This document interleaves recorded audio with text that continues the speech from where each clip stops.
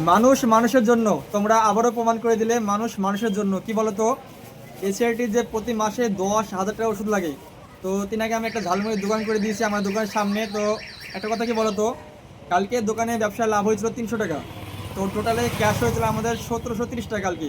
তো আজকে ঝালমুড়ি বিক্রয় করে লাভ হয়েছে 503 টাকা।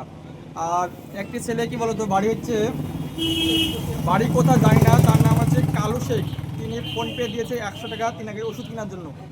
আর আরেকটি হচ্ছে শ্যানপাড়ার বাড়ি, তিনার নাম হচ্ছে বাবু শেখ। তিনি ঝালমুড়ি খেতে এসে 100 টাকা দান করে গেছে। তো টোটালে আজকে আমাদের তিনার ব্যবসায় লাভ হয়েছে 703 টাকা। আমাদের কালকে টোটাল টাকা ছিল 1730 টাকা।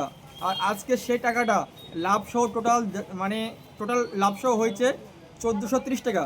তো আমি একটি কথা না বলে নয়, বলার জন্য ভিডিওটি করছি।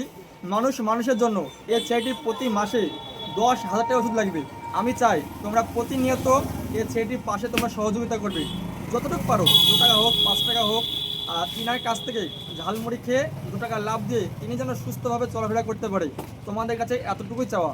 তো আজকে এতটুকুই ভিডিও, তোমাদেরকে লাভটা বলে দিলাম। আজকে টোটালে ফারুকের লাভ হলো 703 টাকা। 503 টাকা ঝালমুড়ি বিক্রয় করে লাভ, আর 200 টাকা তিনাকে ওষুধ খাওয়ার জন্য দিয়েছে। এতটুকুই।